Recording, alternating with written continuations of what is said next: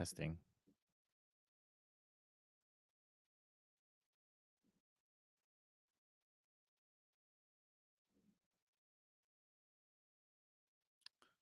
Interesting. Adding music seems to be a lot harder than I thought.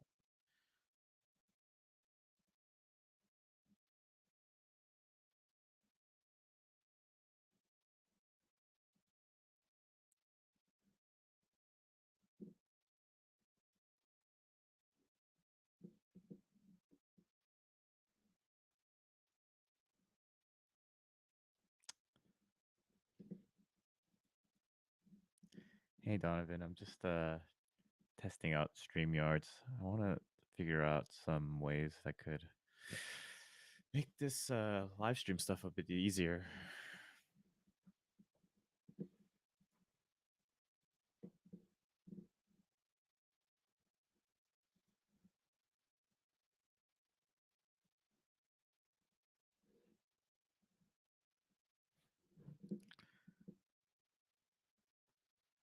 What's keeping you up this late Saturday, Sunday?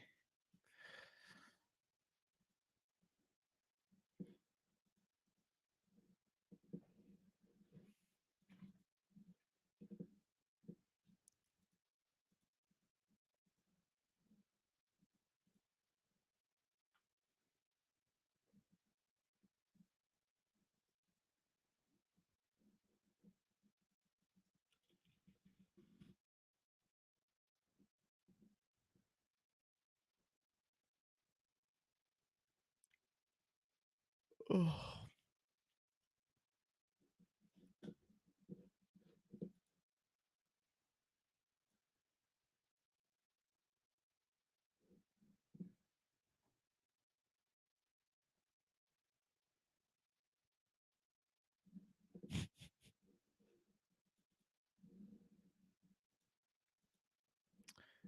Yeah, I was too sure if I really wanted to stream right now, considering how late it is. But just trying to figure out this streaming stuff. I really want to add music using StreamYards, but it doesn't seem like there's a really good way to do it. The only way I could do it is by literally doing this. Let me show you.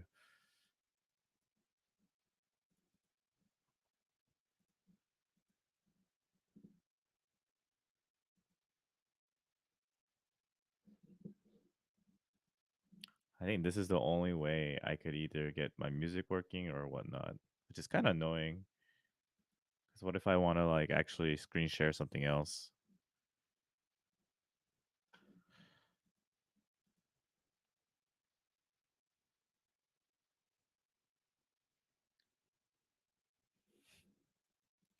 What up? What up?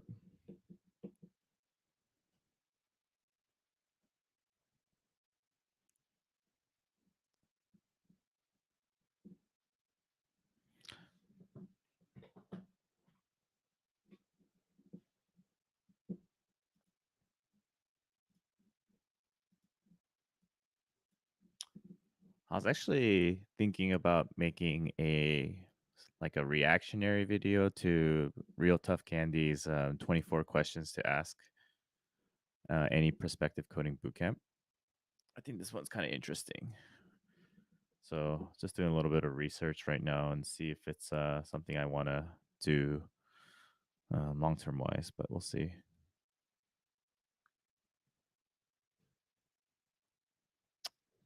If people can actually see this.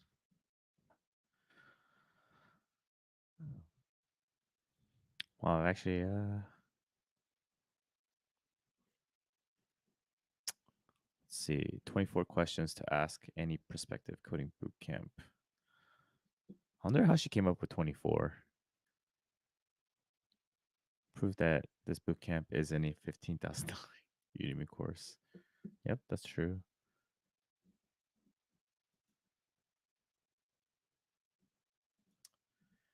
Yeah, but the thing is, I can't share my other screen while trying to put the background music in. So that's kind of the hard part. I might consider just using OBS or some. I heard Streamlabs was good. Let me see. Streamlabs.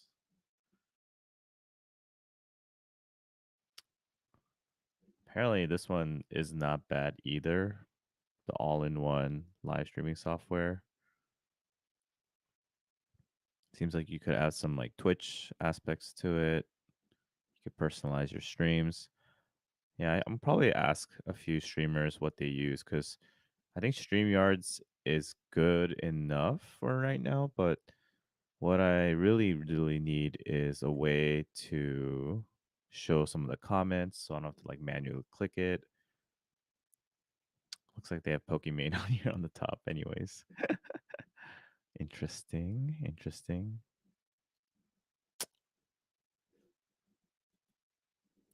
Yeah. Hey, do you mind maybe syncing up next week? Maybe you could show me how to use this because I obviously have never used this before. But if you're free next week, maybe pre Christmas, you could help me out. Yo yo yo, what's going on, guys? Just testing out the live stream, doing a late night live stream. I wanted to add music to it, but I think the software platform I'm using, StreamYards, doesn't really give me a good way to do it while also sharing some content on my screen. So I might look into using Streamlabs next time. Please bear with me while I adjust to some of this live streaming stuff. If you have any questions, please let me know. I'll be sure to answer them. But I was actually reading this 24 questions to ask any prospective coding bootcamp. I might do like a reaction video, but before I do want to read it and make sure everything's up to sync.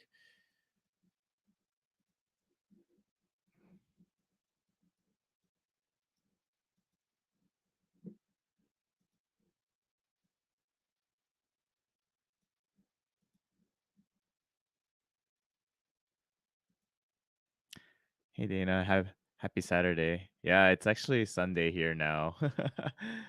Really, really late night stream for me. 1 a.m. here.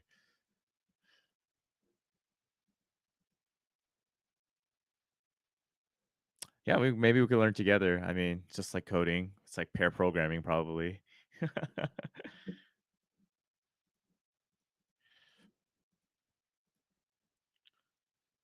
I don't know.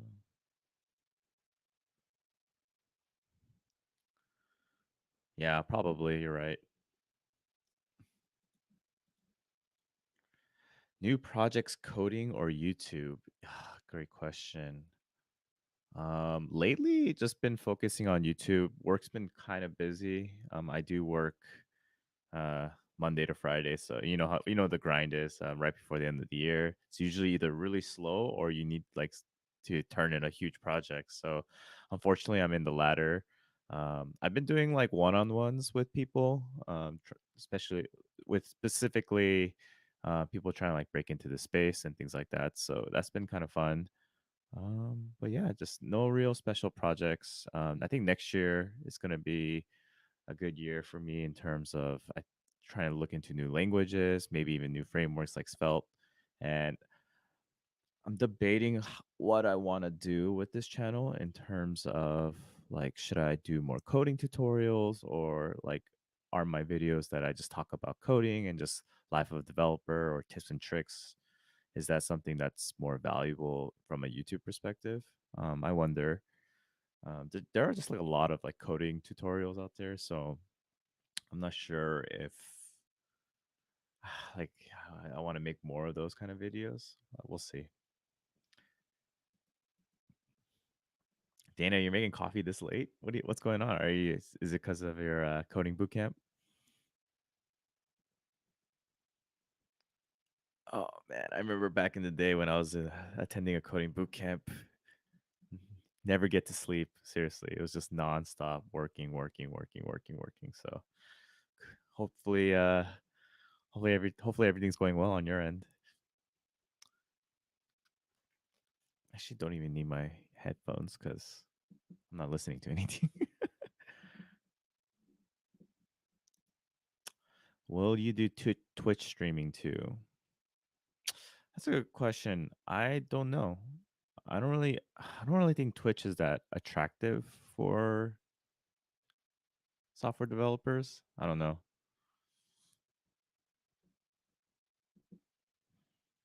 We'll see.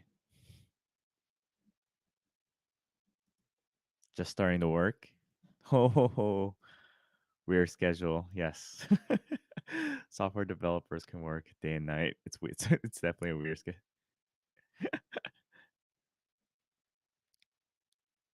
Yeah, I bet you DGNT is probably just playing Warzone or something right now.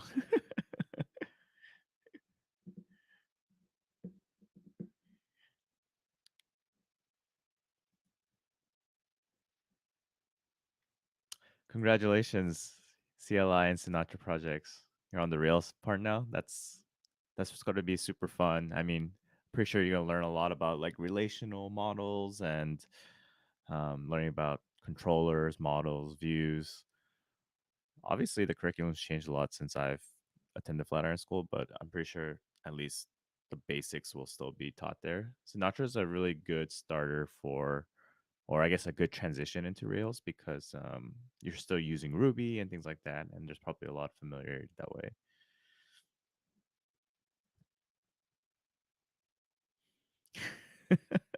Dude, you gotta get a PS5, dude. That's that. You gotta start embracing the consoles. That way you could play more games. But yeah, I'm sure you're pretty busy with wife and kids, so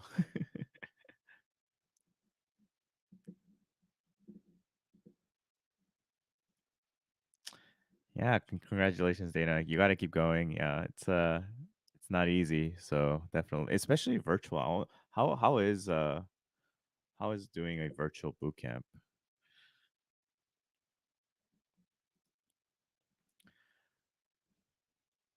How was your year 2020? Merry Christmas. And Happy New Year. Thank you. Thank you so much. Yeah, 2020 was interesting obviously because of all the lack of being able to go out and do your normal activity, ban travel.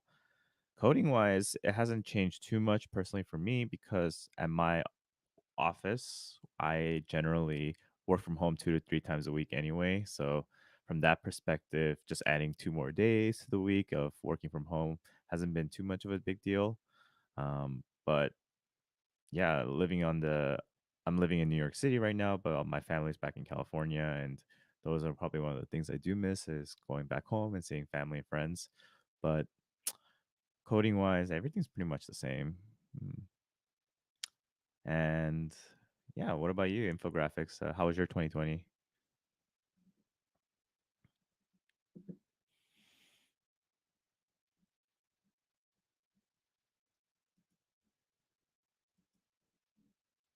Love the virtual. I've worked from home for the last 10 years, so it's very familiar having to collaborate and work online.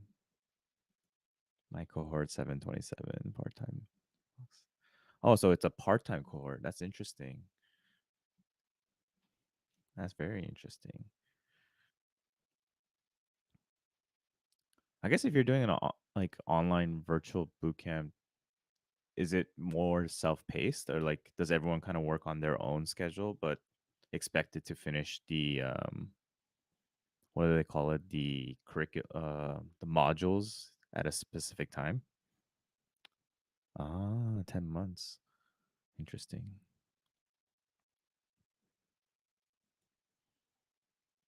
Hey Dennis, yeah, thanks man. It's good to have some of the big players coming in and watching me. I'm still getting used to I don't really have like a Discord, so I don't really post anything when I go live, but this was kind of like a random live stream, so I'm still getting used to when is a good time to do it, when is it not. Either way, it's just trying to see what people are up to, and yeah,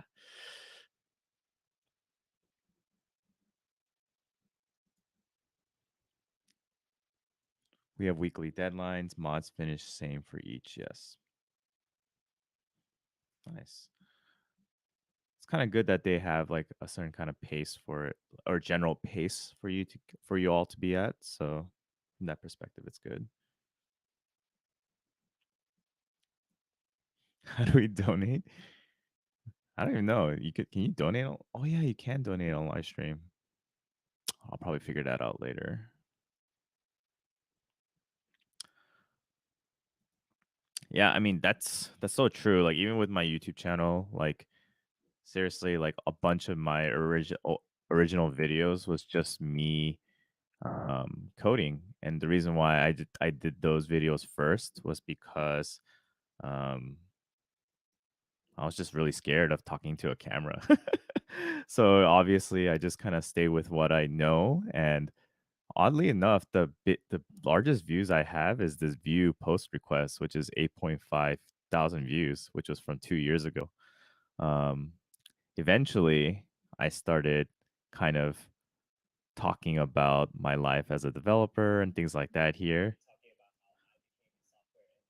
Yeah, this is a little cringy because it's so bright, and I obviously don't know what I'm doing here in terms of using a video, but, yeah, this was my first and hopefully many more videos about my thoughts in tech, and that was in August of 2019. So I would personally for me, I would say I started YouTube in August because that was, like, probably the first time I actually talked in front of a camera versus before, it was just all, like, tutorial based, and I had a really cool, like, intro thing.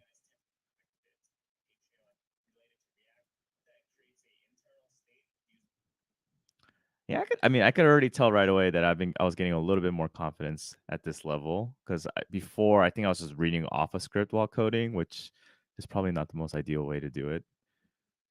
But yeah.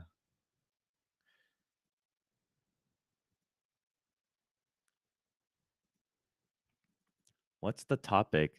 There really is no topic. It's just me.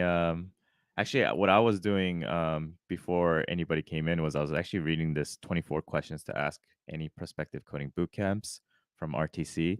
And I'm thinking about making a video about this and seeing if there are certain things she's missing. Um, and probably these 24 are probably really good anyways. But yeah, I was just going to look into this and see if what other people have thought about it. Like, basically, do you guys ask the same questions? There's a lot of ups and downs you hear about coding boot camps, and some of them do cost like $30,000. So yeah. Um, Yo, let's get to that 1K sub then. Then I can get some donations, yo. Nah, I don't need donations. I just do this for fun. Um, what are your thoughts on JavaScript going into 2021 and beyond? How do you think JavaScript evolves moving forward?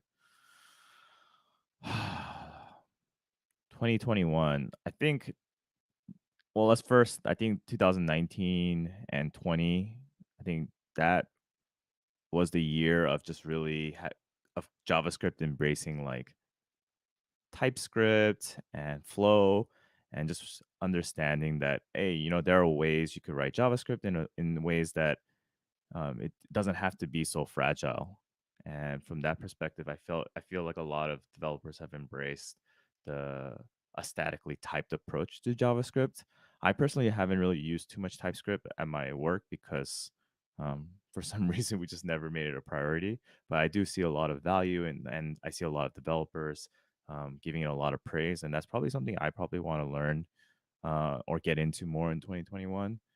Um, and in terms of JavaScript evolving, yeah, I mean, people are just doing so many different things with JavaScript, and I know some. I don't. I feel like JavaScript's going to stay, and personally, for me, I think I want to be able to just get into more of the intricacies of JavaScript, and for someone that's just been coding in the front end for a while, I tell a lot of my junior developers after you feel very comfortable like working in like React components and doing all the stuff that you need to know, like read the You Don't Know JS books because um, they're really, really heavy in terms of like, do you really need to know this stuff?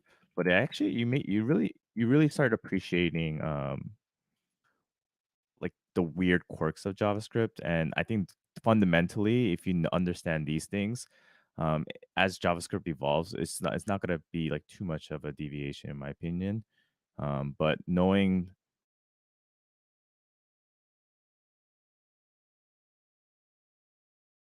for long term wise, but I wouldn't recommend this for new developers because it's just like over the top stuff that you don't really need to know.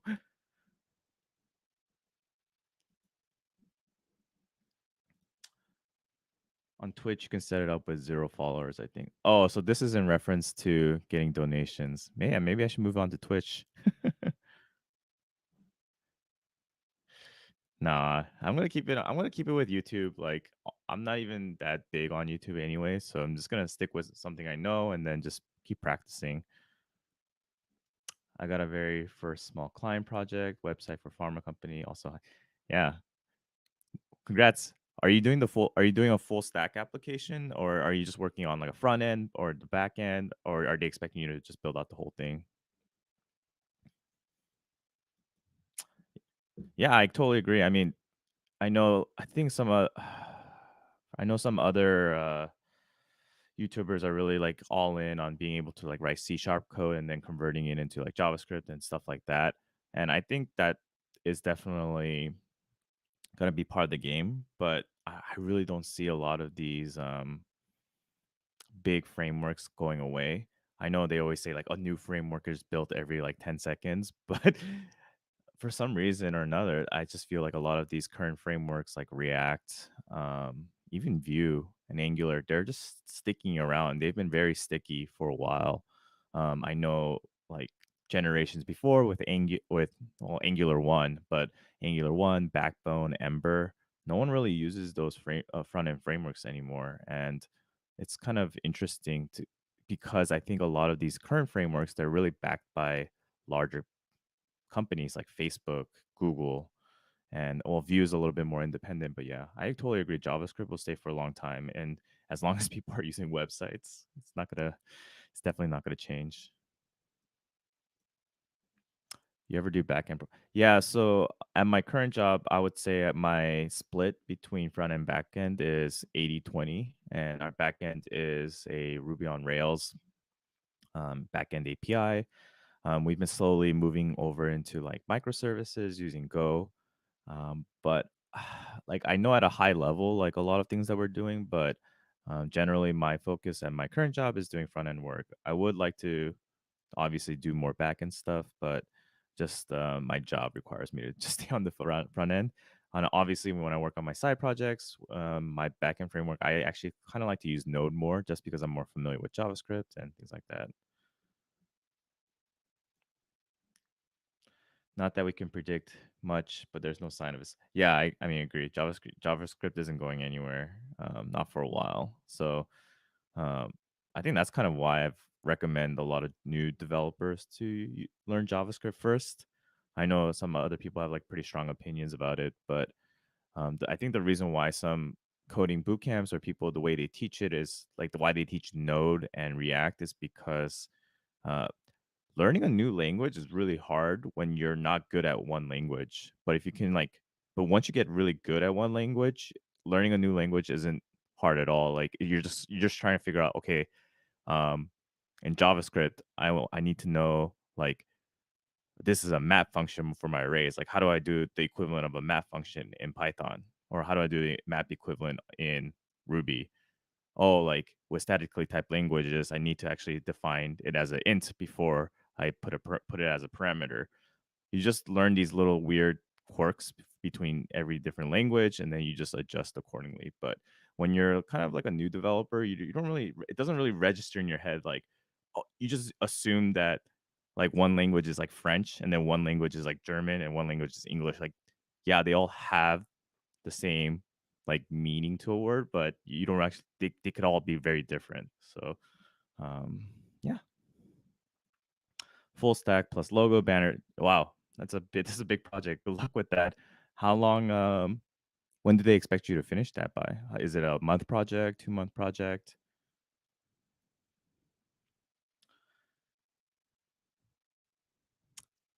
Hey Donovan, yeah, thanks for dropping by. I know it's a late stream, and yeah, thanks for watching, and I do appreciate you coming by. I think go to bed, brother, and we'll definitely stream next time together. Maybe we could actually even stream together because I think with StreamYards I can invite people. So if you ever want to get on the call, maybe we could do like a Q&A thing, like that other video I saw you doing. Best thing of 2020 was Bucky Roberts of the New Boston started streaming. I learned everything from. Yeah, I would. Yeah, that was a big one. Actually, his YouTube channel was the reason why I actually started learning how to code. And is it what is it called? The New Boston, right? Yeah, there it is. Share that. Yeah, I'm so surprised he came back. I mean, I don't know. I wonder what the motivation was, but I think he has about 2.5, yeah, 2.5 million subscribers. I definitely was watching him. I learned a lot of Java programming from him, even though I didn't know what the heck I was doing.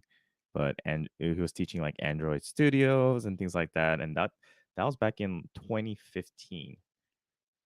And once I learned how to code from him, I obviously wasn't good enough to be a software developer, but just enough so I was motivated to try this as a job. So that's when I applied to Flatiron School and just started my coding journey. But man, actually, how old? What's his oldest video? I'm very curious. Yeah, 12 years ago. Dang, this is a 12-year channel. I'm so glad that he didn't like delete it or anything like that. But yeah, we were just like, these are the good days, probably for him. Yeah, I did actually. I still have some left over. I had some friends over yesterday, and they all loved it. Um, Super sweet, and it was really delicious. Bobby was mentioning that Kernsville, North Carolina, has a lot of great things about it, and he tried to prove me wrong by sending me over some sweet cupcakes. And yeah, I have to admit I was a little convinced.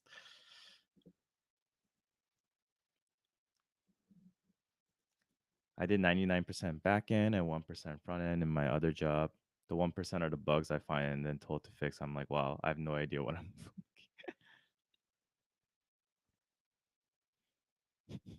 Honestly, that's how I probably feel about the back end. So, okay, kudos for you too for even trying.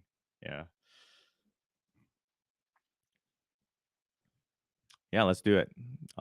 Let's sync up soon and maybe um New Year we'll do more live streaming together if you're down. I'm gonna try to get this guy on here as well. DGNT. It'll be super fun.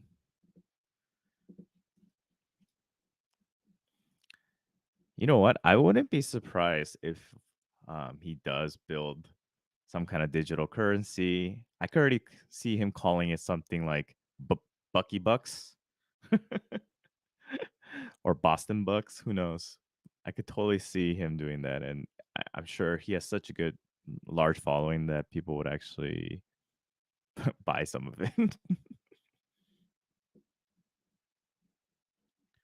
Wow, I can't believe I mean even 7 people are on. I didn't expect anyone to actually come on the stream.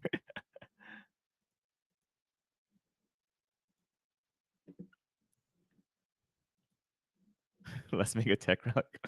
No, I don't want to get in trouble.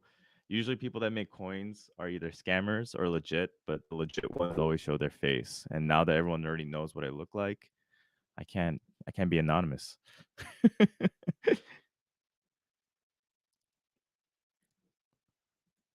Probably a Dogecoin. They just use. Look at him. Look how cute he is.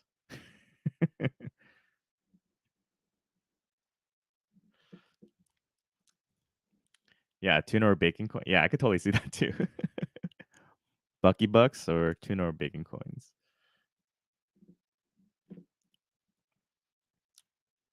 I did. I saw that, and I wish I knew more about New Camp because I want to make a video about it, but I don't know anybody that went, first of all, and their website is very all over the place, and I just haven't had the time to really like deep dive into it. Like, there's so many different colors. Which one is actually the $8 one up to 2500? You know, I always have this belief that like if it sounds too good to be true, there might be something like underlying that I'm not seeing. So I don't want to say that, definitely do this or definitely don't do this. I just need to do more research and maybe I could figure out um, any students that took the class and get some feedback. Um, Yeah, we'll see. 2,500 is very affordable compared to your typical like 12 to 17,000 or 30,000. I think Lambda School is like $30,000, which is crazy to me. But yeah, quite the ISA competitor. Yeah, ISAs are crazy. I mean, everyone, should make their own decision about it, but ISAs can be really tricky. I've heard some pretty. I mean, I've heard both like positive and negative stories about it, but generally it's been more on the negative side. Yeah, almost at 1K, man. Hoping for the best, man. I'm pretty close. I think I'm at 985 now. I think. Let's see. 985. Yeah. So, yeah. Just really close and hoping I'm hoping I could get it before the end of the year, but if not, then no worries. I mean, we'll get it. We'll get there eventually. Let's see. Maybe I could post on a Discord channel somewhere. I really don't like posting on other people's like Discord channels because it just kind of feels like too promotey.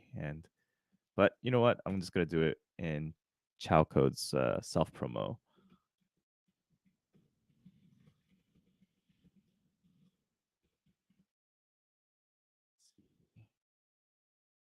Boom.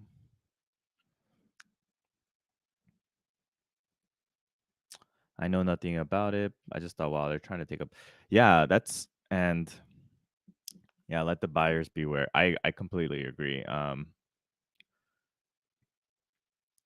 think that's why this article that RTC made um is a pretty interesting one. Like I want to really deep dive into this and and I want to see if my lists, or I guess I never really wrote a list, but my internal list is the same as her list because um and some of these are very valid. Like, how is this bootcamp different from a Udemy course? But I mean, these are all salesmen, so of course they're gonna be like, well, in a bootcamp, you're gonna be next to other people and you're gonna be working together. And while when you do a Udemy course, like you're not gonna actually, you're on your own and blah blah blah.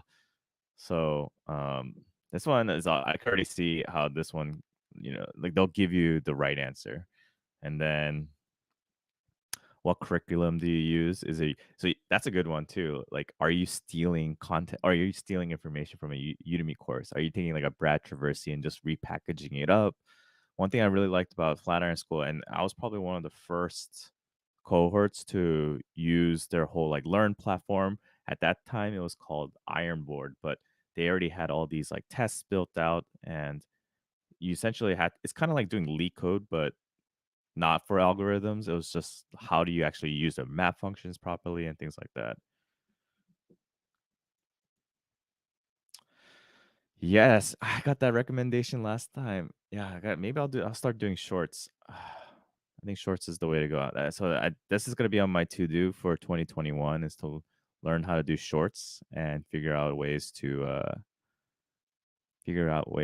get more subs. Short Jitsu, I think it's like a hack. It's probably because they're probably promoting this like crazy because not many people are doing it. And the people that are doing it are probably taking advantage of it. It's like those early TikTok users, they probably have a crap ton, but now you try to make a TikTok, it's gonna feel like oversaturated. But what's up, man? What's up? What is your favorite stack for building a website if money/time is not a problem?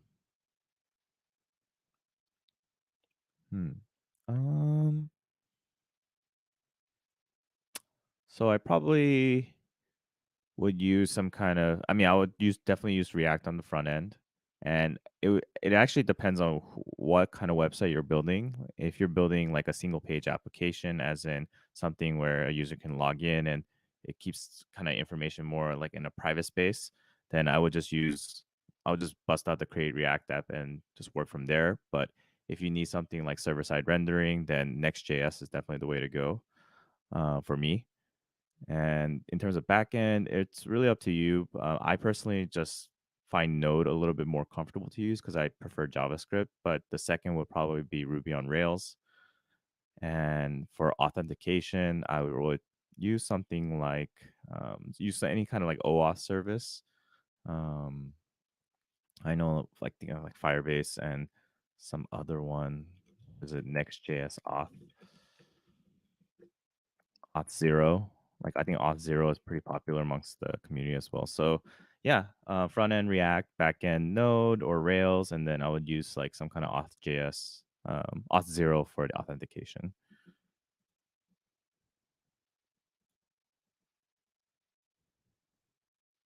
Yeah, you should be sorry. Get out of here. We don't want you here. No, I'm kidding, man. Stay, stay, stay.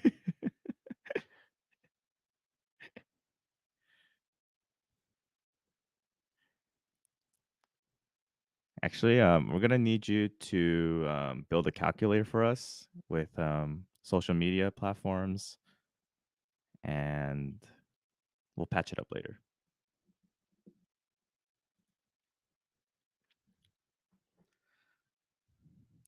Question 3 on projects being portfolio worthy. Projects being portfolio worthy is good. Not the same cookie cutter Udemy course project helps. Oh, yeah, actually you're right. Let me read the rest of the questions. What type of projects will I build at this bootcamp? Will they be portfolio worthy? Yes, I totally agree with this one. And I know, I think RTC it was the one that says something about like you don't want a Yelp camp on your list of projects on your portfolio. Well, and that's super obvious, right? Because I'm pretty sure everybody's seen it. And not only, yeah, and one of the things that I think some coding boot camps do is they force you to build a certain type of project, not necessarily a project that you're interested in. And the reason behind that is, and I talk about that in one of my videos, is that yes, you're if you're into rock climbing, that's awesome, and maybe you want to build a rock climbing app where people can go into some kind of forum or some chat room where they could connect, and then they could schedule some kind of rock climbing session. Awesome. It's good for you. You'll find yourself using it. It's great. But the reality is that not everyone's a rock climber, right? So maybe a recruiter will see this like application on your portfolio. They don't really know how to relate to it. They're like, what does it mean when like you might be using special terminology that they're not familiar with, and then all of a sudden, like it'll be like, okay, maybe this person's application is not that good, so we're just gonna skip it. But if you have, in general, I think everybody has some familiarity with some like financial app, maybe even like a weather app of some sort, and maybe not just like a weather app. They'll tell you what the weather is, but like maybe a weather app that can like give you suggestions based on that current condition. So I think something like that would be pretty cool. Um, yeah, definitely. Why should I attend this bootcamp rather than competitor X bootcamp? You know what's so funny? It's like back in 2015, and I could probably talk about this now, but when I applied to Flatiron School and I was talking to, I think its name is Adam, the CEO of Flatiron School, I asked him this question, and he goes, "Well, you could just go to the other bootcamp if you want." I was like, "Whoa, whoa, what's going on here?" Oh man, I really didn't know what to say when he said that, and obviously, kind of left a sour taste in my mouth. But it felt at that point I really wanted to attend the coding bootcamp, and I pretty much did a lot of research already, so I already knew that I wanted to attend here. But his answer just totally threw me off. Oh man, there are a lot of the one project to get you hired as a developer videos. Yes, there is. Yeah, I mean, I think you just gotta find a project that will just be relevant to a lot. That'll be that can be relevant to as many people as possible, and that's probably the way to go. Yeah, I mean that's what he said to me, and that was back in 2015, so he probably doesn't even remember it, and I was just so thrown off. Yeah, it was so funny. I was like, okay, cool, thanks. I still want to go here though. Project manager Alex. You know what? I would have to say being a PM is is not easy as well, dealing with both clients and the engineers at the same time. Because I think the reality is that engineers are somewhat difficult to work with as well. They don't sometimes give good explanations of why they can't do what they need to do by a certain deadline. But it goes both ways. What project worked for you? Sorry, I joined late if you already asked. So I don't have this project up anymore, but back in the day in 2015, when I graduated from Flatiron School, what me and my classmates did was we built a project that was kind of like Project Euler.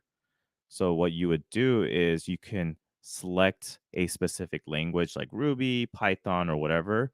And what we did was we scraped all the Project Euler or Euler questions, and then essentially you can just do the Euler questions in the language of your choice. So and then we would connect people that would um, pick a specific language and sync them up together so they could like chat together and ask each other questions while doing these Euler problems.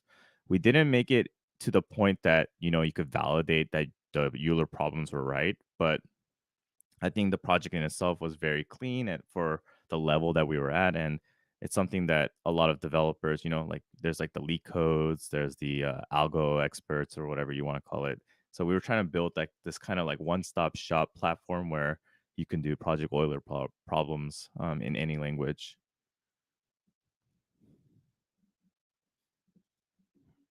Yeah,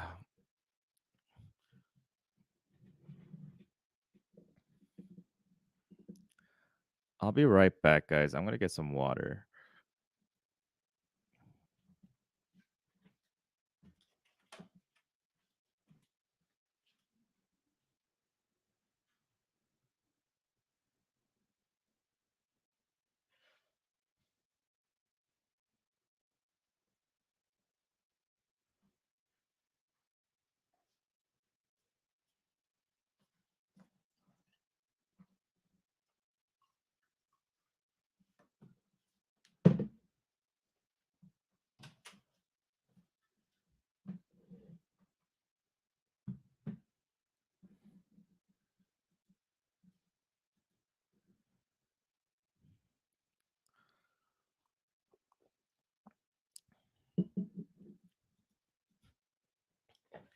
If I see another algo expert ad, you know what's Dana? I don't know what your monthly budget of using like different services like Netflix and things like that are, but I've used YouTube Premium for about a year and a half, and I can say that that was probably one of the best investments I made. No ads, no any like Robin Hood ads or anything like that. It's so nice to just watch all my YouTube videos ad free. So highly recommend it if you're looking to get more different types of services.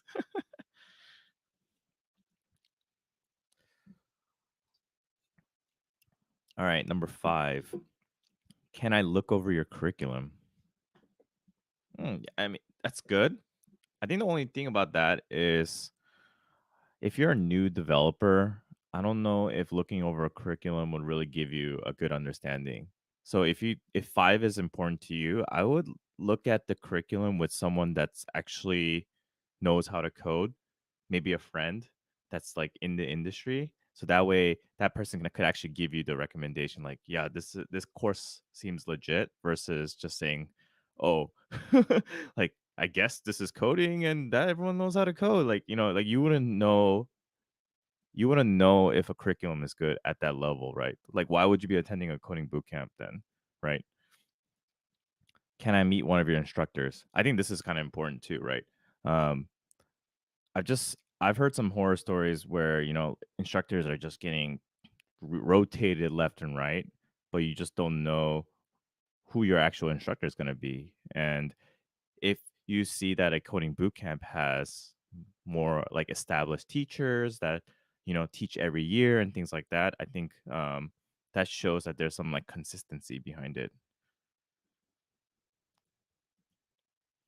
YouTube Premium also supports creator probably.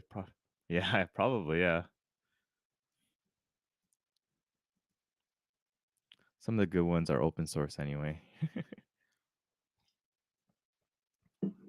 Yeah, definitely. What's your graduation rate?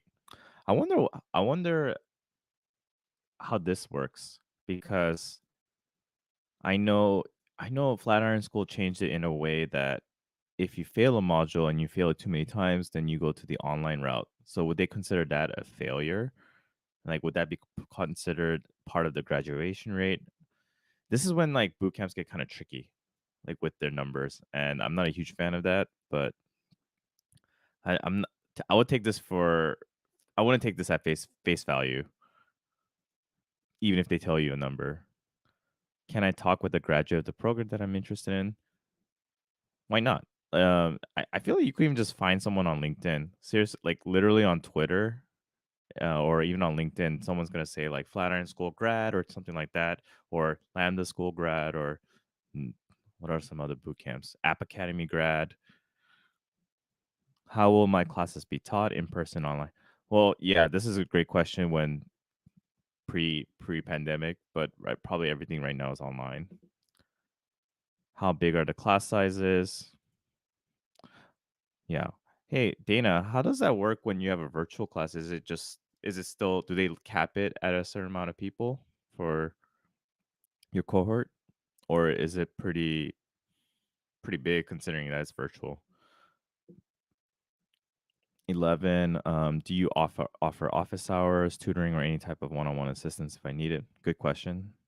Can I sit in on a class? Yeah, you should definitely be able to do these two, and you should definitely ask for this one as well. How much homework am I expected to do outside of class? Um, a lot. I mean, if your coding bootcamp is not giving you work to do outside of class, then you should start questioning why it's so easy. Unless no, there shouldn't be. There's no unless. Literally, you should feel like you're drowning when you're at a coding boot camp. And I don't mean that because like oh, iron sharpens iron or things like that. It's just the you are putting yourself in a situation that you're trying to become a software developer within 3 to 4 months, and to learn coding in that kind of fast pace will require you to feel like you're drowning. So um, it's just that's part of the game, and that's part of the sacrifice you have to make when you attend something like a coding bootcamp. What are the class hours? Yeah, good one. Yes, good one. What's my total cost of attending this bootcamp? And this is the part where I think you should really consider the implicit cost if you do something like an income share agreement, because I know the upfront cost can be a lot, but there are some huge differences when if you're able to do something upfront versus doing something like an income share agreement. Because I've heard like upfront cost could be like 15,000, but then if you do an income share agreement, it could be like 30,000, which is like double the price of the original boot camp. $30,000 is a lot of money, and it's yeah, it's crazy. I would do a lot of research about this and see various ways to figure out like what's the most optimal cost for you for attending this boot camp.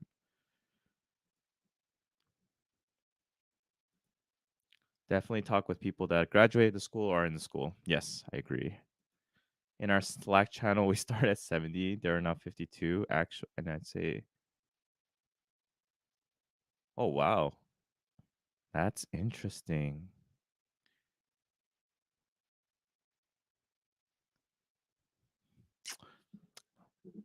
That burn rate is quite fast and quite large. I wonder if it's because it's virtual that it's a little bit more difficult, at least when I was attending physically, then you're just kind of around those people every day, and you know that it's only going to be for 3 months. Just grind it out and then hope for the best. Boot camp sounds crazy. Yeah, but I mean, honestly, it was worth it. Obviously, on my end, but at the time, it just definitely felt miserable. So many people were like, kind of going through like emotional roller coasters and things like that, and um, at Flatiron School, when I attended, we did this thing called Feelings Friday. So what you would do is you'll go in this circle and then you would talk about your week. And some people were just like breaking down, talking about their like relationship problems because they were attending a coding bootcamp school. Um, just like I don't understand this module, and I just feel like a failure. Like there are definitely tears that were being shed during these Feelings Fridays. I don't know if they do that anymore because obviously it's like a bigger. They've scaled it out to a larger amount, but I really appreciate that because when you feel like you're struggling and you know that other people are struggling, then it doesn't sound as bad. And yeah, I mean, another thing why I think like yeah, coding boot camps, they do sound crazy, but to me, I found coding bootcamp valuable because, and I'm talking about back in 2015. To me, I was thinking like, okay, yes, twelve to $15,000 is a lot of money, but from the grand scheme of things, if I could sacrifice only 3 months to figure out if I actually want to be a software developer, and this is something I actually enjoy, then 3 months is so short compared to like potentially attending graduate school and being like very, very in debt. So um, to me, time was more valuable at the time because I really wanted to just get my career started as fast as possible, and that's kind of just the sacrifice I made or the risk I took, I guess. I had 4 years to get my comp sci degree, and I felt like I drowned. Dude, I mean, I studied mechanical engineering, and I felt like I was drowning too. I took so much summer school. Like, I pretty much took. I probably graduated within like 5 years of actual work because I took so much summer school. Total cost is really important. Your ISA videos. Thank you, thank you. You know what? I always like try to be careful about like the thumbnails and the titles, but because I don't want to disparage a coding bootcamp school, but internally I do feel like sometimes it is a little predatory if they're not explaining to you the whole logistics of an ISA. I've heard people had their ISAs triggered coming out of a bootcamp school, even though they worked at a job that wasn't related to software engineering, which is crazy because, like, number one, you attended the coding bootcamp school and you did the ISA with the intention to be a software developer, but you need money. You need money to pay for rent. So how the heck are you going to live if you can't work, right? And so the fact that you have to pay your ISA even though you're not in the software industry is kind of stupid. And I know some coding boot camps have done that.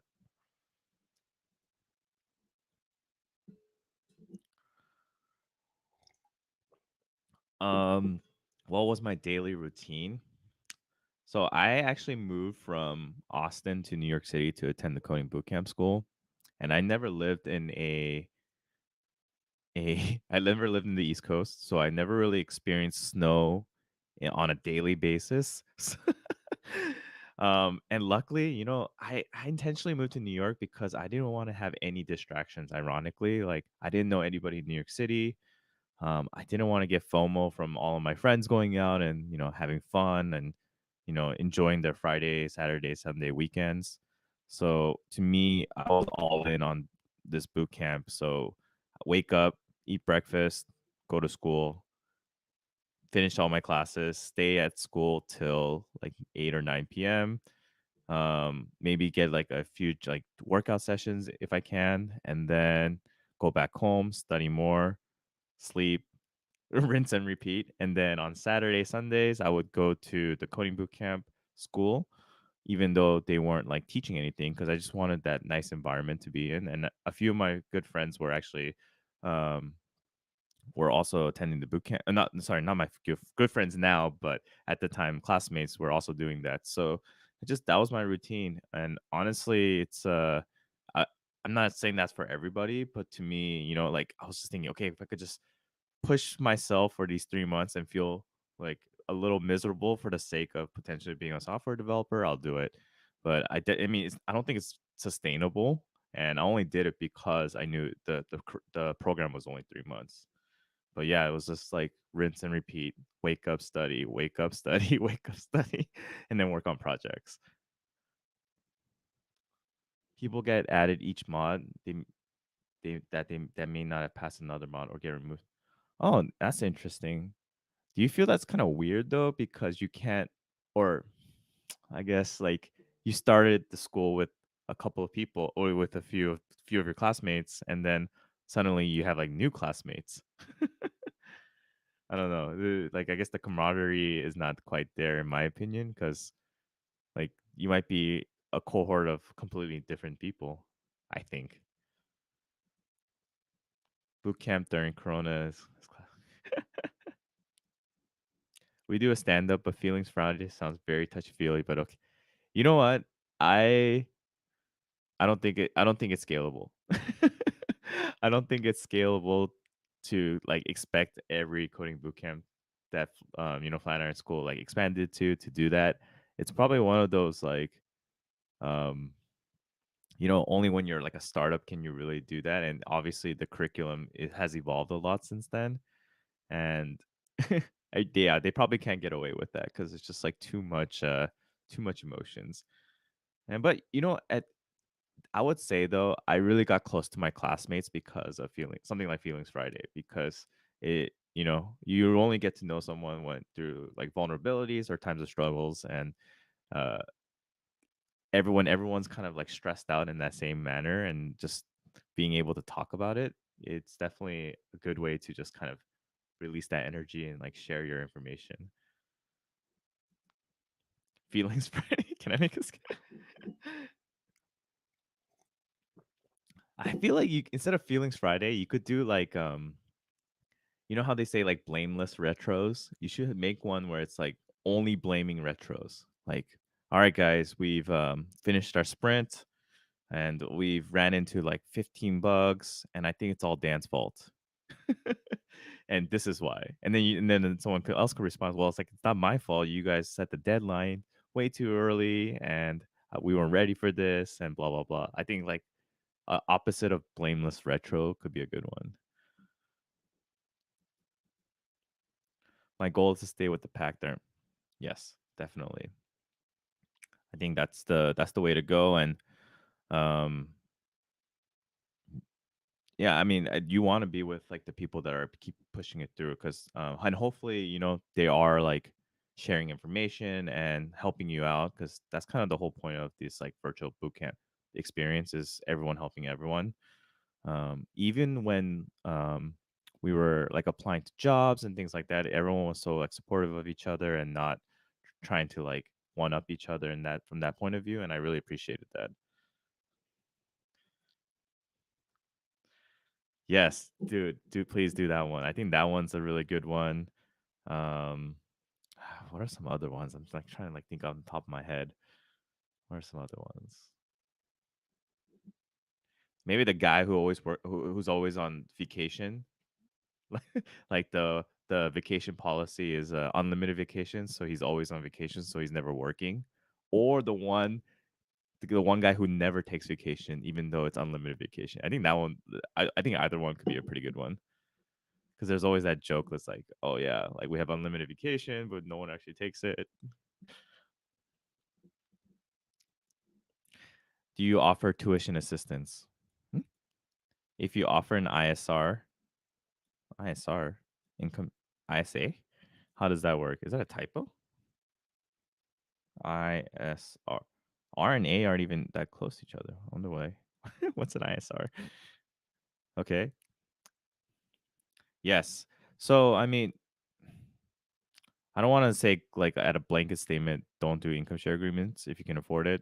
But if you can afford it, I would avoid it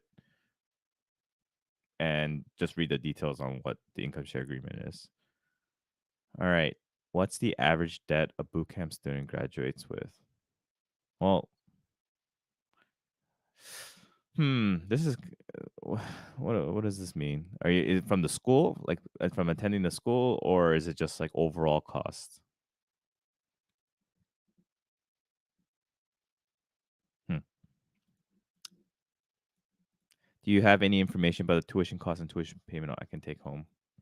Yeah, this is good to ask. Generally, they have all of that stuff online, so you should be able to just get that information. But um, yeah, if they don't share it, then definitely something you want to ask.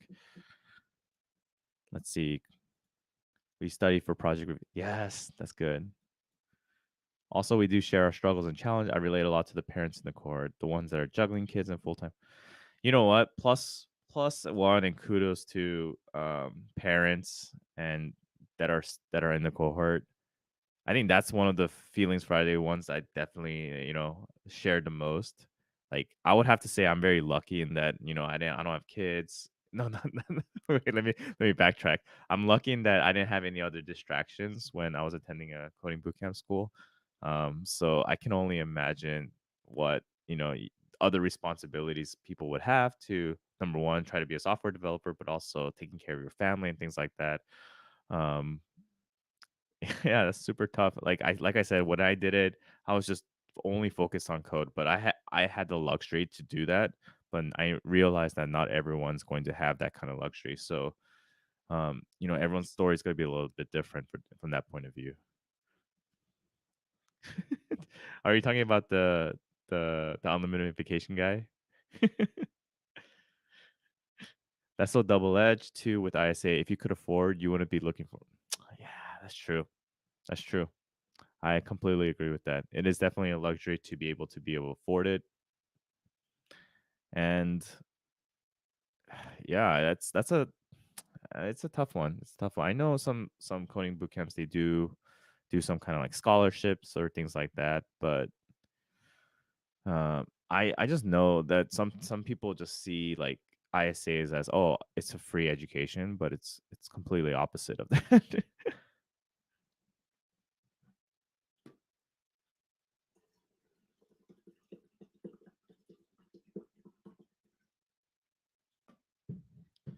Do you offer job place? This is super important. This is super important. Um, I would do a lot of research on your coding boot camps and specifically this part. There are some schools that once they teach you and you graduate, you're forgotten. You're completely forgotten. No assistance, no help. They just tell you, "Hey, thank you for graduating from X coding boot camp. Um, we'll give you we'll give you some advice on how to apply through LinkedIn or Glassdoor. But other than that, good luck on your own and make sure your GitHub is up to date." But it's good coding boot camps. They'll have some kind of like career service team, someone that could potentially just give you um, someone that could give you actual legitimate advice, whether it's like portfolio reviews. They could do intros for you, and that's kind of why I did the coding bootcamp review on Coder Foundry, is because probably at that time when they were all in house and in person, they have a lot of connections in the North Carolina area, and that connection, I would have to say, a bunch of people getting jobs is many times is through referral based. And the fact that they're able to establish like connections and relationships with these companies that you can establish through like a Glassdoor resume, um, this is super important because they're able to do the intros for you.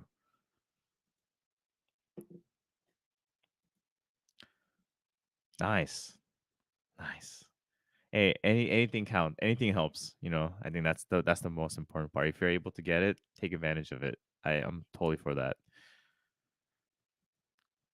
Both the vacation guy, vacation guy. That's true. That's true. And that was kind of like one of my negative things about it. And because if they had more presence in other areas and could establish you those connections, then they probably would have like a higher rating in my eyes. But they do teach a good curriculum from what I can tell. That's kind of why I went to Flatiron School back in 2015, because I still had the potential opportunities to work in New York City, and if not, then I would just move back to California and see what happened then. We're almost at the end, guys. What should I do if I have an issue with a student, instructor, or faculty member? Oh, that's a good one. I didn't even think about this. Hmm. Yeah, like what happens? Like, Do you get kicked out? How do you address these issues? Do you have a code of conduct? If no, why not? What do you think could be improved at this coding bootcamp? Code of conduct. I didn't yeah, 20 I like 22 and 23. These are things I don't think about too much, but I guess this is also very important to consider when attending coding bootcamp.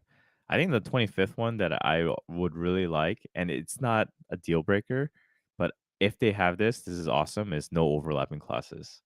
And I'm a very, very big fan of no overlapping classes because I'm kind of, I want to be the special one. I want to be the ones that you want to take care of when I attend your coding boot camp. You should know my name, Alex needs a job. Like I don't want to be, like, oh, cohort 57 and then next week cohort 58, 59, 60, it's just crazy. Then no one would know who I am and no one would care for me, especially after paying like 15 grand. You probably want some kind of like, you know, like feeling of importance by attending the school. Docs them on YouTube. Oh man, that's so funny. So yeah, I think honestly, these are really great questions to ask. Oh man, I must be getting tired. What time is it? Oh, it's 2 a.m. No wonder I'm like, I could already feel myself like slurring, and it's not because I'm drinking. It's because I think it's getting really late.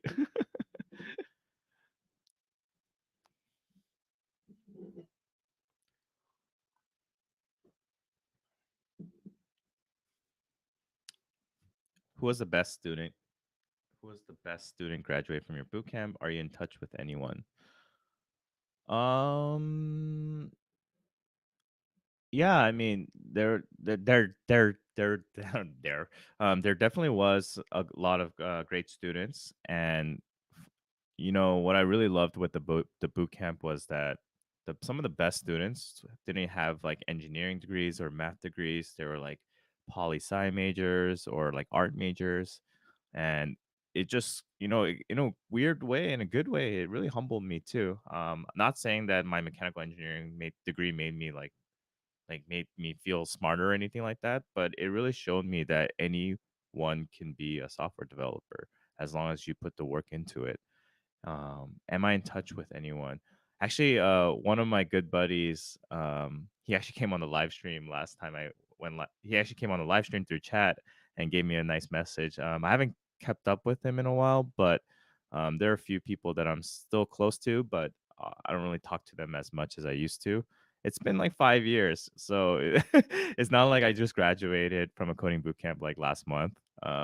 Obviously, if that was the case, then I would probably keep in touch way more, but 5 years is a long time, and but I know that if I do message them on LinkedIn or some other platform, then, it's always gonna feel like you're just catching up with your buddies. Hey, thank you, thanks for, loving this live stream. It's kinda crazy, 8 people are watching. This is, unexpected considering how late it is and how, random it was, so yeah. Tech rally is the best way. I definitely was not the best. I think I was a few weeks from graduating from boot camp, and I didn't know what an API was. And I mean, and in my defense, it's because at that time, 2015, there was really no such concept of like front end framework, or like front end frameworks weren't as popular back then. Um, and what I mean by that is like my coding bootcamp, all we did was learn Ruby on Rails, and vanilla JavaScript. So actually, all of our views on our websites, on our applications, was using like the views on the built-in Rails. So like I never really had to think about like, oh, what is actually an API? All of it was just built into this like monolith application.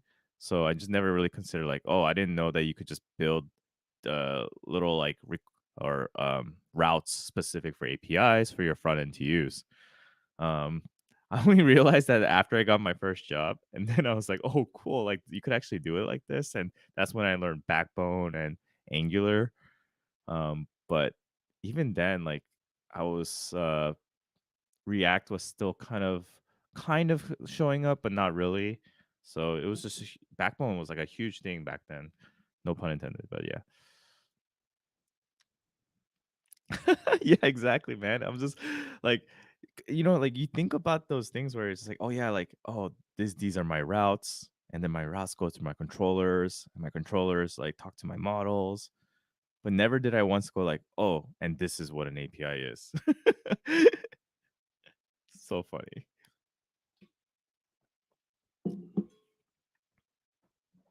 Mm. Man, it's getting probably late. I'll probably stay on for like another 15, 20 minutes. If you guys have any questions, I'll just chill around. But yeah. Really appreciate you guys watching this live stream. 9 people, which is awesome. My goal one day is to get on coding phases, like that that that panel of developers. That's like my goal one day. And if you guys don't know what I'm talking about, let me show you really quick. Is it this one? Yes. You see all these people here? One day you'll see my face here. It might be here. It might be here. It might be here. Definitely won't be in the middle, but just I think yeah. I'll be here one day. Actually, no, I'm kidding. I really don't care. These is pretty cool though. This is like a live panel of software developers, YouTube. Well, I guess software developers who have like some kind of platform, who just share their information and knowledge. Super smart people, very business savvy, on top of being software developers.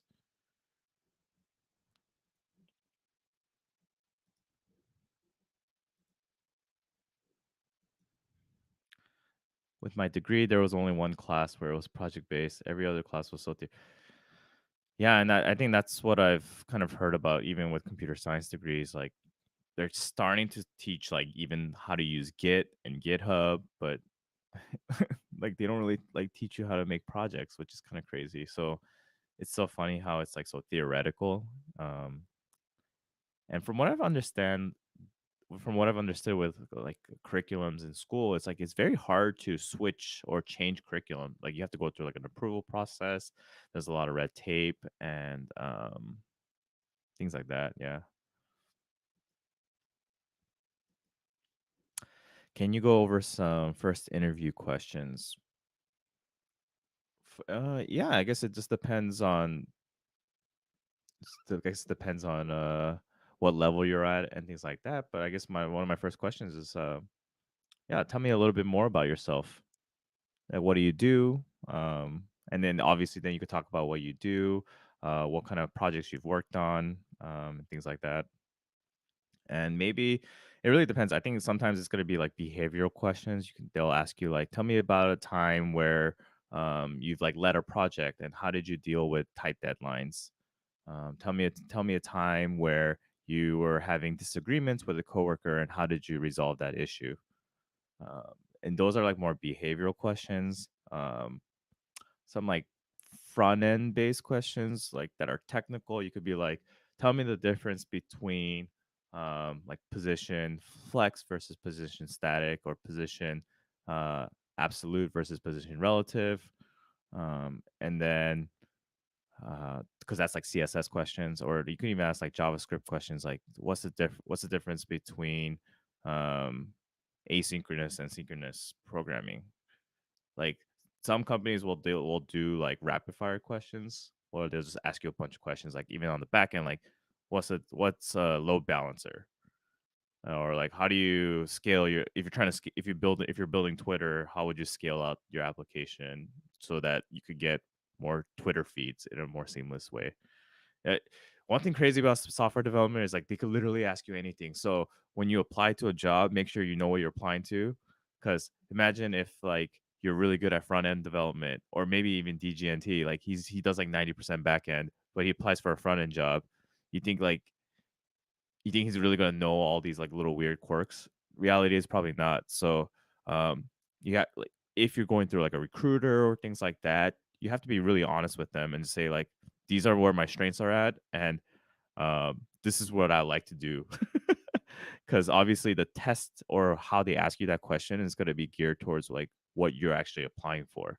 So, if you find yourself as a junior developer, like obviously you don't really have like as much luxury, but as you get more experience, like you don't want to apply to a like a backend position if if you never really code in the backend, right? So just that's my advice. If you're a hiring manager, what will you look for in a junior software? I may be a little bit different from a lot of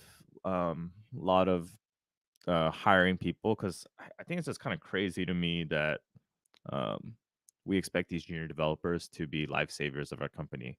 If you're expecting a junior developer to literally save your company, then there must be something wrong with the company, right? Like you don't have enough senior developers to be really working on the application, or like you're just trying to not pay a lot of money to get your application going.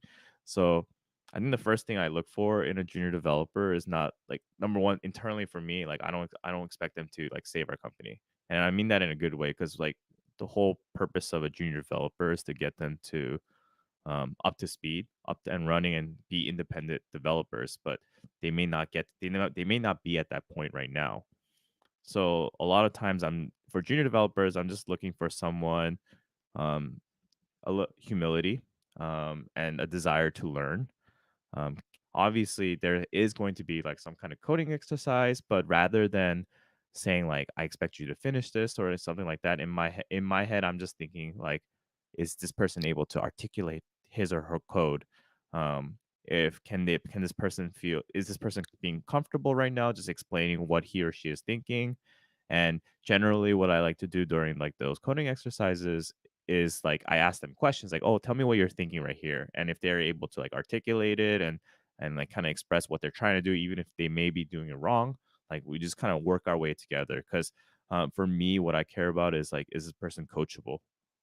Is this person willing to listen and like make adjustments as needed? But um, I know some companies may be a little bit different because they're like, we want you to solve this like string manipulation JavaScript leak code question that's medium or hard. It's like, what are you getting out of that? I don't see a lot of value in that because you're just number one, it's gonna be such an uncomfortable position to be in as as someone that's like a junior developer. Um, and number two, it's like yeah, they're not here to save your company. Like that's what the seniors and the principals and the CTOs there for.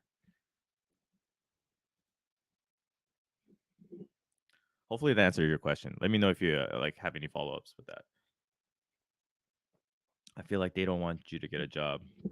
They want you to back for grad school and do research for them. That's how I felt in my university. What would you do after that research? Is there like another path forward?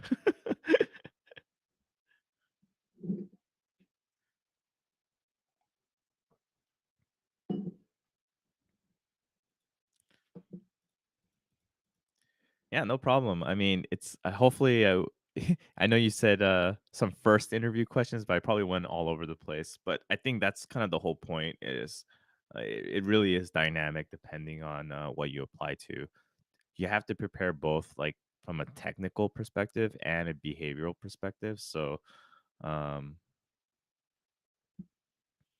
yeah, I would prepare yourself for both.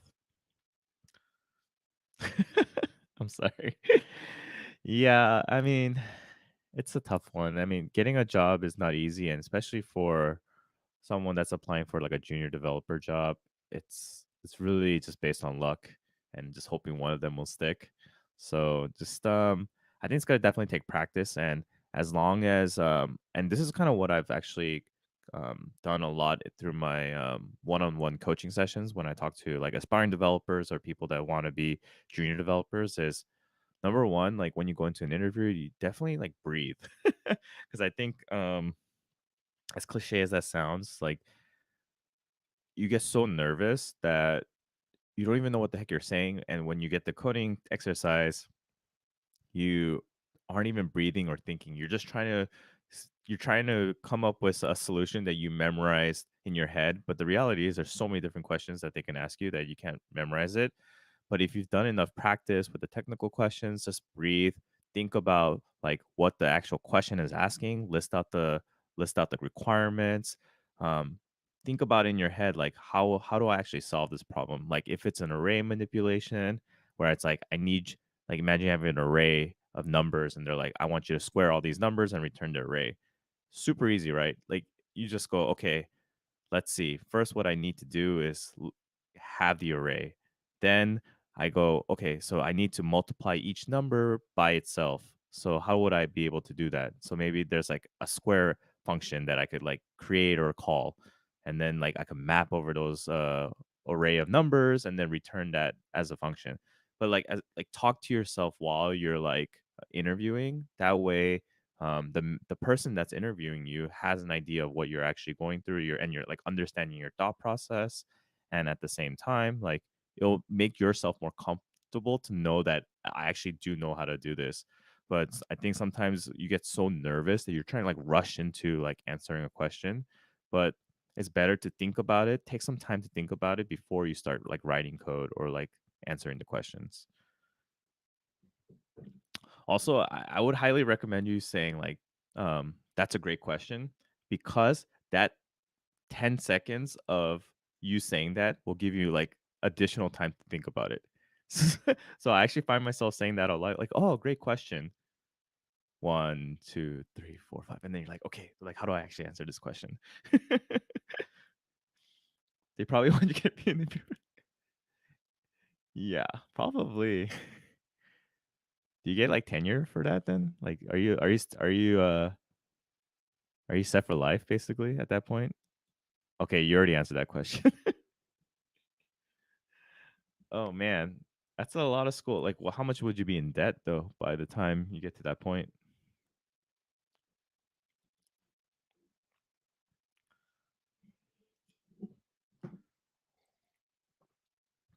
Hi, I'm learning React. I feel far behind and never gonna make it. No, don't think like that. Honestly, you just gotta keep working on it, keep grinding it out.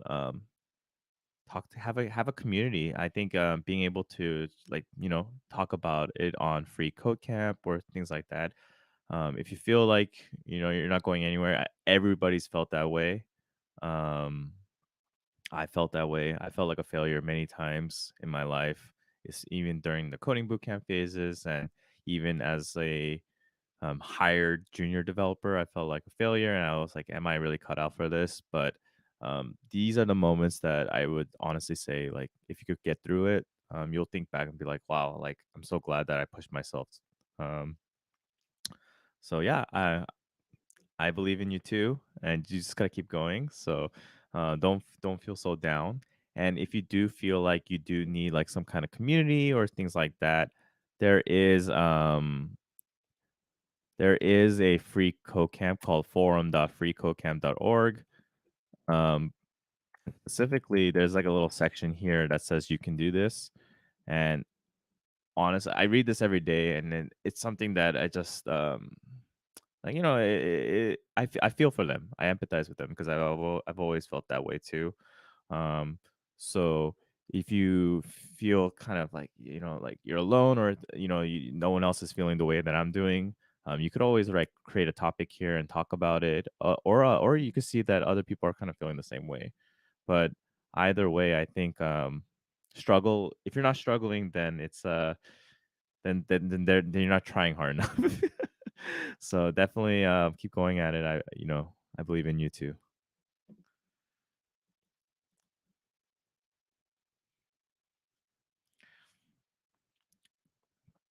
Yeah. What school did you go to, if you don't mind me asking?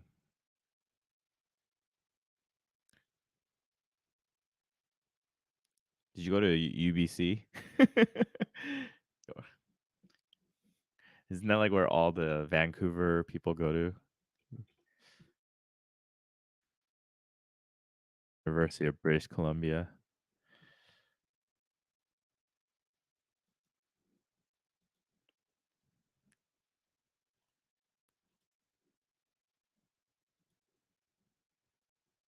This campus is actually a really pretty campus. I really enjoyed walking around there. It was I always feel like they're always renovating. Simon Fraser University. Let's look that up. Simon Fraser University. Where is this located?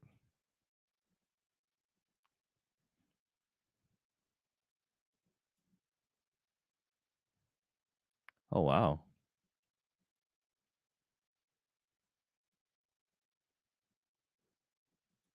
Oh, this campus looks nice.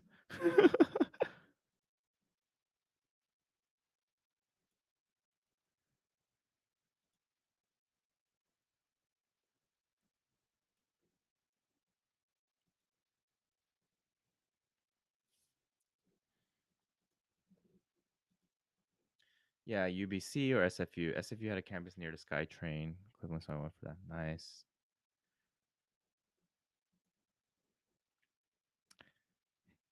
Hey, Teco Esteban. Yeah, I'm live streaming. Yeah, Coder Foundry is awesome. Actually, got he gave me a book too, or I actually have this book ready on my Kindle, but of course, gotta promote his Breaking the Code book. Yeah, this is a really good book. I like it a lot. A lot of like nuggets of information. Nothing like teaching you how to code or anything like that, but just mindset and how you should approach like job interviews and things like that, like taking control of the job interviews. How are you doing, Tech with Esteban? Are you making YouTube videos?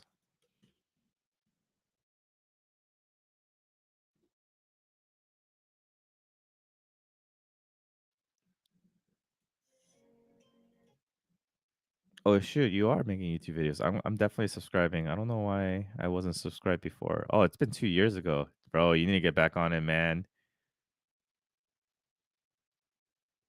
Gotta get back on it. Hey guys, let's motivate Tech with Esteban to make more videos. Last video was 2 years ago. Come on, bro. Let's go. If I subscribe, will you make more videos? Uh,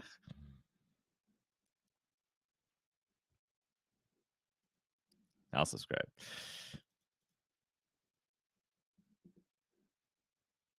All right, now that I subscribe, you better make more videos.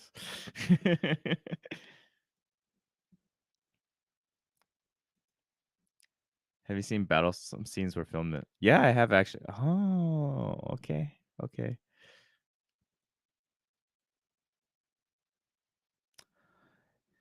Yeah, I mean, it's if you've watched any of his like videos about his like beliefs and things like that with the job approach, it's pretty much this. It's just regurgitating the same information, but obviously in written form. Um, so it's really, I think when you're watching a video, obviously, like you hear it, but then how much do you actually retain? It's good to like sometimes see it on the book itself and just validating some of the thoughts and thought processes behind it. Yeah, I mean, I assumed you meant UBC, but University of British Virginia. Yes, come back eventually. Come back eventually. Goals and plans for 2021.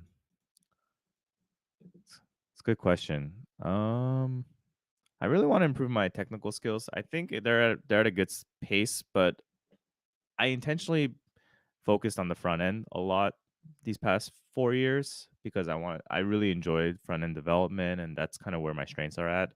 Um, but at the same time, maybe trying to be a little bit more well rounded, full stack.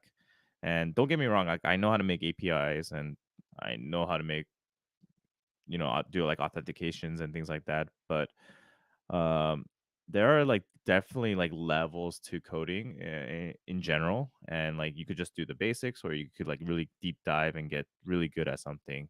And I want to like open up a little bit more and be more of a full stack developer. That's probably my goal for the channel.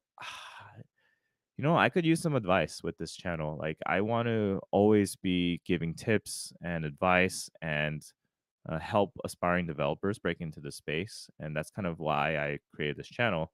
Um, and if that means doing more like coding tutorials, then I would consider doing that. But I think there are like so many YouTube channels that already do that, but they don't like share information of like the perspective of a senior developer.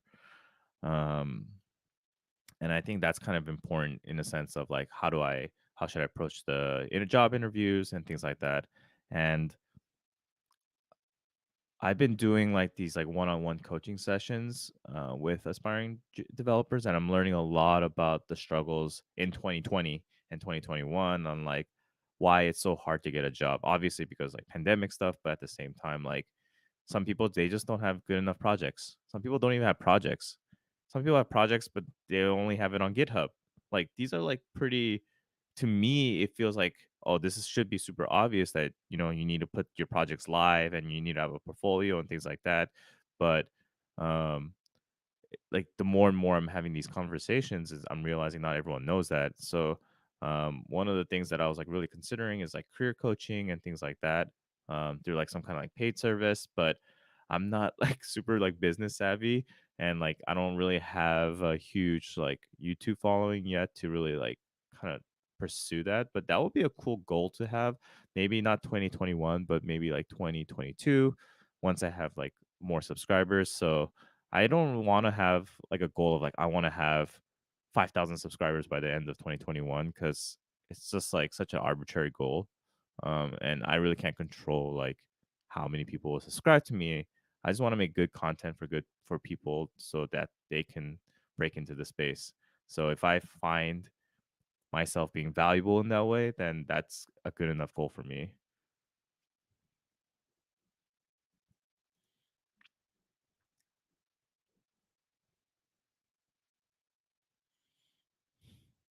Thanks, man. Appreciate it.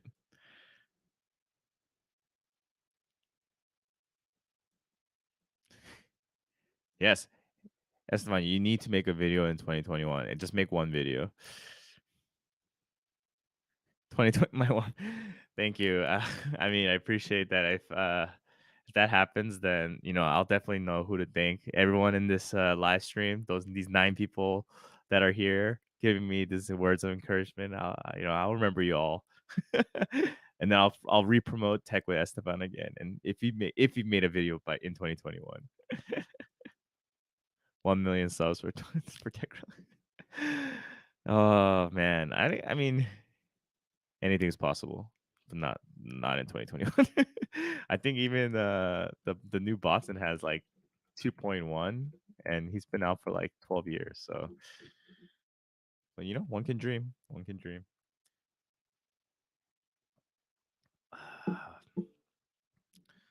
Yeah, if there are no more questions, then I think I'm ready to go to sleep. It was a really fun live stream, guys. If next time I will be a little bit more like maybe I'll give you guys more of a heads up about when I'll actually live stream. That way it doesn't feel like it's just like a random stream. But hopefully I answer some of your questions about, like interview stuff, like interviewing junior developers, back end, front end stuff, my experience at coding bootcamp schools, and just like reading these real tough candies, like 24 questions to ask. I think they're very good questions, very good questions. So definitely something to consider when if you're thinking about attending a coding bootcamp school. Um, yeah, Dana, thanks for dropping by. I really appreciate you staying for the whole thing. um, and yeah, good luck on your module. Like I said, if you have any questions that I can help with, feel free to send me a chat on Discord or whatever. I'm always available. So definitely ping me if you need any help. Let me know. We shall see. I'm going to bed. Take care. Yeah, me too. I'm going to bed too. I'm a little exhausted. So I'll talk to you later. And yeah, it's 2:30, so it's time to go to sleep. All right, guys and gals. I'll see you later. Thanks for stopping by. See ya.